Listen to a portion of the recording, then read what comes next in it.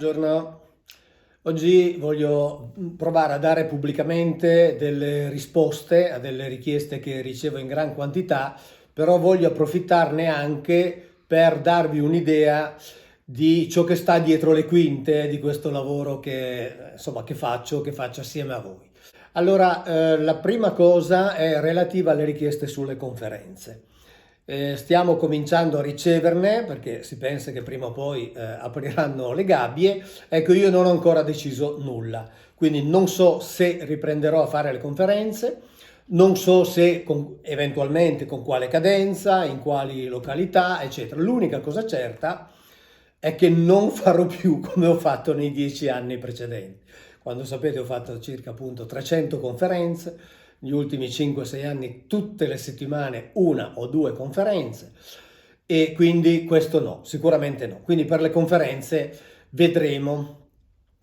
Il discorso delle conferenze mi fa passare al secondo tema, quello delle richieste di confronto. Queste richieste di confronto alle volte mi vengono segnalate perché non vengono neanche fatte a me direttamente, ma vengono messe in rete, come dire, incontriamo, voglio incontrare, eccetera. Queste richieste sono iniziate nel 2014 e poi vengono reiterate, se ne aggiungono altre, eccetera. Io ho sempre pensato che il confronto importante per me doveva essere con il mio vero contraltare.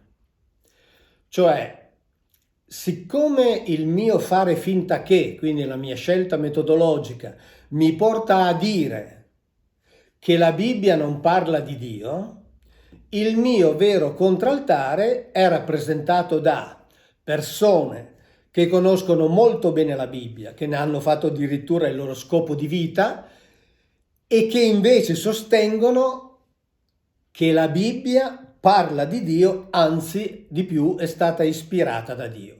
Questo è il vero contraltare. Tutto il resto delle discussioni sono un corollario, perché o la Bibbia parla di Dio, allora è una cosa, o la Bibbia non ne parla e allora è tutt'altro, e allora poi andiamo a discutere eventualmente a discutere sui corollari, ma questo non ha importanza. Allora, l'incontro vero era da fare con queste persone, l'ho fatto nel 2016, trovate anche la registrazione su questo canale. Erano 4 alti accreditati rappresentanti delle 4 correnti religiose che fanno capo all'Antico Testamento, quindi erano le persone con le quali mi interessava confrontarmi anche pubblicamente in modo da avere un riscontro, e in effetti devo dire ho avuto nel corso di quel confronto molte conferme, quindi sono molto contento di averlo fatto. E io naturalmente continuo ad avere dei confronti, cioè dei rapporti con studiosi appartenenti al mondo di chi conosce la Bibbia profondamente perché ne ha fatto, ripeto, un motivo di vita. Io continuo ad averle, ma ovviamente per la mia passione, per il mio arricchimento culturale, che poi, per quel che posso, per quel che sono capace, trasferisco nei video oppure nei libri. Quindi il confronto importante l'ho fatto, cioè per me la cosa è più che soddisfacente, tenendo presente anche un'altra cosa. Vi ho detto prima delle conferenze, no? Circa 300 conferenze. Ora, chi ha partecipato a qualcuna di queste conferenze sa bene che io all'inizio dicevo al pubblico, dicevo sempre: non aspettate che io abbia finito di parlare. Fatemi domande quando volete, interrompetemi quando volete. Quindi, almeno dal 2013-2014 in avanti, io tutte le settimane dell'anno, davo e ho dato di fatto la mia disponibilità al confronto pubblico diretto. Bene, quindi anche da questo punto di vista ritengo di aver fatto tutto ciò che era non nel mio dovere, ma mi piaceva farlo. In quel momento il mio lavoro era quello, adesso invece vi sto parlando attraverso il canale, e quindi ero disponibile, e la cosa sarebbe potuta avvenire in qualsiasi momento, in qualsiasi settimana, in qualunque posto d'Italia, isole comprese. Bene, quindi la disponibilità c'era ed era pratica, concreta, ed è durata tanti anni. Tra l'altro succede anche ogni tanto qualcosa di strano. Mi era successo un paio di volte nelle conferenze che mi viene prospettata una cosa e poi me ne trovo a sorpresa un'altra. Io capisco tutto, per carità, fa parte del gioco, però diciamo che quando succedono queste cose è un pochettino antipatico, perché insomma è un comportamento un po' poco elegante. Se mi si chiede di partecipare ad un certo tipo di evento e poi, come in questo caso, mi è successo, ma per motivi assolutamente fortuiti, casuali, di sapere che una cosa era quella che mi era stata chiesta e l'altra era quella che si stava preparando, beh, allora in quel caso dico veramente, è veramente un po' poco elegante e quindi non posso che arrabbiarmi un pochettino e dire no, allora non si fa più perché non è questo il modo di comportarsi, però come succede anche questo e va bene, accettiamo anche questa parte qui. La terza cosa di cui vi voglio parlare sono le interviste. Le richieste sono veramente tante, talmente tante che di fatto non sono gestibili, nel senso che proprio non esiste il tempo materiale per farle.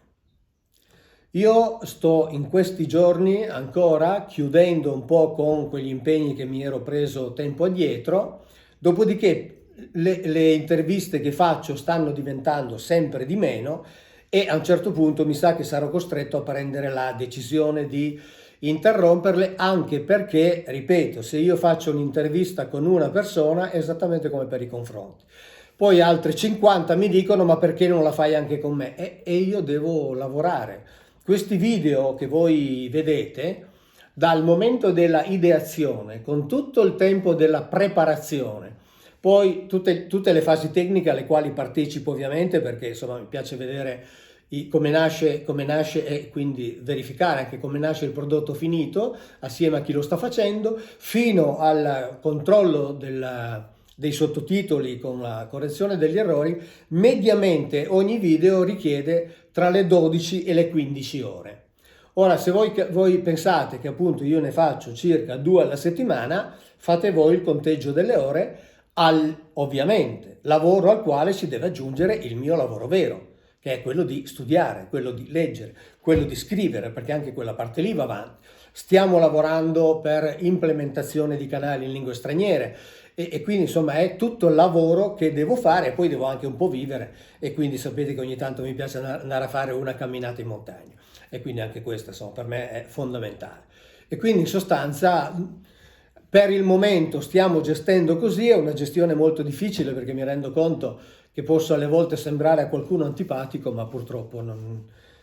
La situazione è questa e, come dire, vi ringrazio perché ovviamente significa che c'è un enorme interesse e questo ovviamente mi fa un immenso piacere, però diventa impossibile da gestire. Questo è il problema che vi volevo esporre, in modo che sapeste qual è il tipo di realtà che affrontiamo nel momento in cui dobbiamo decidere di fare una cosa piuttosto che un'altra. Ecco, a me interessava darvi appunto queste informazioni per capire come cerchiamo di gestire questa parte del lavoro che è quella che sta, come dire, non sul palco, ma dietro la scena, che non si vede, ma che vi garantisco alle volte è più difficile che non invece fare il mio lavoro e parlarvi di Bibbia, perché purtroppo si tratta di gestione di rapporti in numero veramente elevatissimo e quindi accontentare tutti è assolutamente impossibile, bisogna cercare di prendere le decisioni più equilibrate.